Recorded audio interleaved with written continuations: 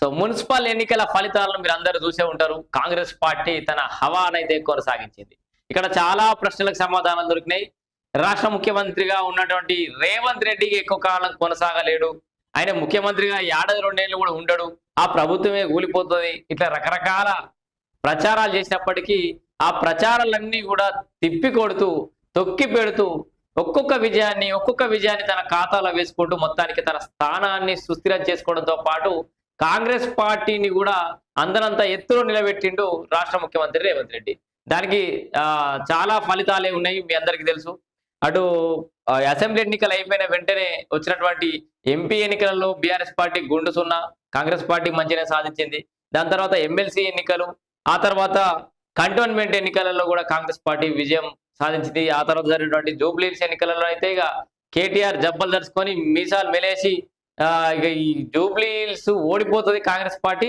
ఇక్కడ రాష్ట్ర ముఖ్యమంత్రి రేవంత్ రెడ్డి పనితీరు ఏందో తెలుస్తుంది, హైడ్రా పనితీరు ఏందో తెలుస్తుంది, ఈ ఎన్నికల రెఫరెండం అన్నాడు. ఇట్లా ప్రతి ఎన్నికలకు ముందు మేమే గెలుస్తాం, కాంగ్రెస్ పని కథం అయిపోయిందిగా, ఇప్పటితోటి భూస్థాపితం అయిపోతుంది అని చెప్పేసి ఆయన అరుకుడు.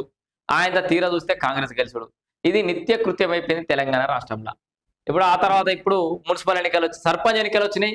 సర్పంచ్ ఎన్నికలలో కూడా ముఖ్యమూలిగా 3-4 వేల స్థానాలు గెలిచిరు. ఎన్నో గెలిచినట్టు 2,000-3,000 సర్పంచులు, 7,000 దాకా సర్పంచుల స్థానాలు కాంగ్రెస్ పార్టీ తమ ఖాతాలో వేసుకుంది. ఆ తర్వాత జరిగినటువంటి నిన్న వచ్చినటువంటి ఫలితాలలో మున్సిపల్ ఎన్నికలలో కూడా కాంగ్రెస్ పార్టీ జయకేతనం ఎగరవేసింది. దాదాపు 83 మున్సిపాలిటీలు కైవసం చేసుకుంది ఈ కాంగ్రెస్ పార్టీ. టోటల్గా 7 కార్పొరేషన్లు 4 ఆధిక్యంలో ఉంది. 76% పురపాలక సంఘాల్లో విజయం సాధించింది. 68 నియోజకవర్గాల్లో హస్తం పార్టీకి మెజారిటీ వచ్చిందట. సో ఇట్లా 13 సెగ్మెంట్లోనే బీఆర్ఎస్, బీజేపీ ఇతర పార్టీల ప్రభావం అయితే ఉంది అని చెప్పేసి. సో జనరల్ గానే ఇంకా 2-3 ఏళ్ళ పవర్ చేతిలో ఉంది. ఈ 2-3 ఏళ్ళ పవర్ పని వీళ్ళు ఇచ్చిన హామీలు నెరవేర్చుకోవాలంటే అధికార పార్టీ దిక్కు. జనాలకు కూడా అధికార పార్టీలో ఉన్నటువంటి నాయకులకు ఓట్లేస్తేనే అది అభివృద్ధి జరుగుతున్న ఉద్దేశంతో కూడా అటువైపు మొగ్గు చూపి ఉండొచ్చు. అన్ని రకాల సమీకరణాలు కూడా కలిసి వచ్చినాయి. మొత్తానికి కాంగ్రెస్ పార్టీ అయితే ముందంజలో ఉంది.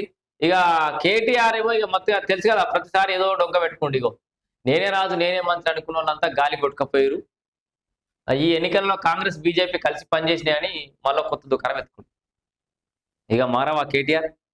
ఇక నువ్వు మారకపోవడం నీ మాట ఎప్పుడు చూడండి. అసెంబ్లీ ఎన్నికలలో కేటీఆర్ ఓడిపోయినప్పటి నుంచి, కేసీఆర్ ఓడిపోయినప్పటి నుంచి, అంటే వాళ్ళ బీఆర్ఎస్ పార్టీ అధికారం కోల్పోయినప్పటి నుంచి ఇప్పటిదాకా కూడా ఏ ఎన్నికల ఫలితాలు కూడా వాళ్ళు యాక్సెప్ట్ చేయలే, రియాలిటీని యాక్సెప్ట్ చేయలేకపోతున్నారు. ప్రజల తీర్పుని గౌరవించే పరిస్థితి లేదు. అంత అహంకారం తలకెక్కింది. కేసీఆర్ ఎవరిని పంపితే వాడిని గెలిపియాలి. కేసీఆర్ అనే పేరు తలిగించి ట్యాగ్ తలిగించి పంపిస్తే వాడు లంగైనా, దొంగైనా, దుర్మార్గుడైనా, చండాలుడైనా మనకి ఓటేయరని చెప్పి ఆయనే డైరెక్ట్గా చెప్పిన పరిస్థితి. ఇక మంచోడా కాదా అని ఏం ఆలోచించద్దు, గుద్దుడు గుద్దాలే. కేసీఆర్ పంపించిందంటే ఆయన కూడా నరికిండు, ఇజ్జత్ తీసుకున్నాడు. ఇట్లా ఇజ్జత్ తీసుకోవడంలో నెంబర్ 1 కేటీఆర్ అయిపోయాడు. ప్రతిసారి డైలాగులు వేసుడు, తర్వాత చల్లబడు, డైలాగులు వేసుడు, చల్లబడు. ఇప్పుడు మళ్ళీ కొత్త దుకాణం ఎత్తుకోడు. ఏందట, కాంగ్రెస్ బీజేపీ కలిసి పనిచేసాడట. మరి నువ్వు పని చేయనుంటు ఇంకెవరితో కలిసి ఎవరితో పనిచేసాడు అనేది లెక్క కాదు. ఇప్పుడు ఓడిపోయినావా లేదా, నిన్ను ఇంకెవరితో పని చేయంగా అద్దన్నారా కాంగ్రెస్ వాళ్ళు? రాజకీయాలు బాగా తెలుసు కదా నీకు, రాజకీయ చాణక్యుడే నీ ఇంటున్నాడు కదా. ఇక పంచాయతీ మున్సిపల్ ఎన్నికలు 40 స్థానాలు మాగాట, కొత్తగూడెంలో సిపిఐకి మద్దతు ఇస్తామని చెప్పేసి కూడా చెప్పిండి. వీళ్ళ బావేమో అన్నాడు కేటీఆర్, మన హరీష్ రావు అన్నాడు. ఆయన దొరకాల మనకి ఏంది 70-80% కూడా గెలిపేనా అంటుడు. ఈయనేమో మేము 40% గెలిచామా ఈయన అంటుడు. 35 మార్కులు వచ్చినోడు కూడా పాస్ అయినట్టే, ఒక్కొక్కటితో గెలిచినట్టే అని కేటీఆర్ అన్నాడు. 80%కి పైగా సీట్లు గెలిచిన కాంగ్రెస్ పార్టీ ఎందుకు వాళ్ళు ఎందుకు గెలుపులాగా లెక్క పెట్టరు మీరు? గులాబీ మాజీలకు ఎదిరీత, కమలం డీలా, కాంగ్రెస్ చేతి కార్పొరేషన్లు మొత్తం. కొత్తగూడెమేమో ఈ వాళ్ళ ఎర్ర జెండా కైవసం అయిపోయింది. ఇట్లా రకరకాల కామెంట్స్ చేసినా కూడా వీళ్ళకి పెద్దగా.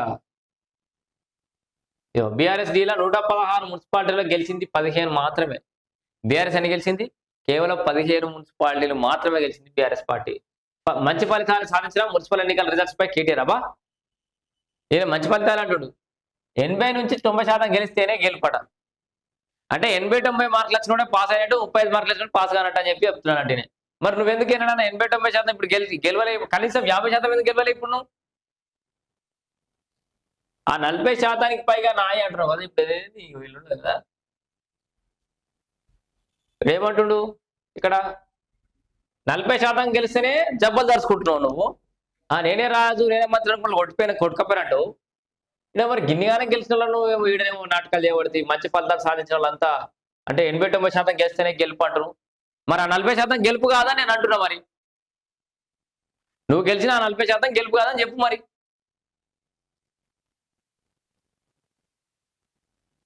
2 ఏళ్లలోనే కాంగ్రెస్ ప్రజలు బుద్ధి చెప్తున్నారు. ఇందిరాగాంధీ, ఎన్టీఆర్ లాంటి వాళ్ళే ఓడిపోయారు. కేసీఆర్ కూడా మా కామారెడ్డిలో దురదృష్టవశాత్తు ఓడారని కామెంట్. ఓహోహోహో. సో అసంటోళ్ళు ఓడిపోరు పెద్ద లెక్క కాదని మళ్ళీ మెల్లగా అంటుడు.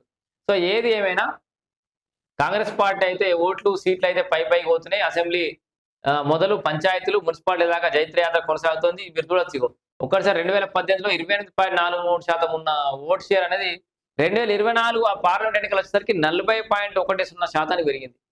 ఈ విజయాలే ప్రభుత్వానికి రెఫరెండం అని కాంగ్రెస్ పార్టీ నాయకులు అంటారు. మొత్తానికి ఏదేమైనా రేవంత్ రెడ్డి తన మార్క్ పరిపాలన అయితే చేస్తున్నా అని చెప్పుకోవచ్చు. ఇబ్బందిగా అంటే కొంత ప్రతికూల పరిస్థితులన్నిటి కూడా తనకు అనుకూలంగా మార్చుకొని ఈక్వేషన్స్ అన్ని సెట్ చేసుకుంటూ మొత్తానికి ఒక బలమైన శక్తిగా ఎదిగి ఇవాళ స్ట్రాంగ్ సీఎం గానైతే నిలబడ్డాడు రాష్ట్ర ముఖ్యమంత్రి రేవంత్ రెడ్డి అని చెప్పుకోవచ్చు. మరి తదుపరి ఎట్లా ముందు తీసుకుపోతాడు దీన్ని, తర్వాత జరగబోతున్నట్టు జిహెచ్ఎంసీ ఎన్నికలు కావచ్చు, ఇంకా కొన్ని జాగాలలో ఉన్నటువంటి మిగిలిన మున్సిపాలిటీ ఎన్నికలలో ఎలా విజయం సాధించబోతున్నారని కూడా ఎదురు చూద్దాం. కొత్తగా చూసిన వాళ్ళు ఎవరైనా ఉంటే సబ్స్క్రైబ్ చేయండి, పాత వాళ్ళు ఎవరైనా ఉంటే కొత్త వాళ్ళకి చూపించే ప్రయత్నం చేయండి. ఈ వైడి న్యూస్ వేదికగా అనేక అవినీతికి సంబంధించిన కథనాలు అయితే ప్రచురించినాం. కొత్త వాళ్ళు ఉంటే ప్లేలిస్ట్లో చూడొచ్చు. అండ్ దీనికి సంబంధించిన ఓనర్లు, స్పాన్సర్లు, పార్ట్నర్లు అంటూ ఎవరు లేరు. సో అలాగే ఎవరైనా మిమ్మల్ని సంప్రదించినా బెదిరింపులకు పాల్పడ్డా కూడా మా దృష్టికి తీసుకురండి.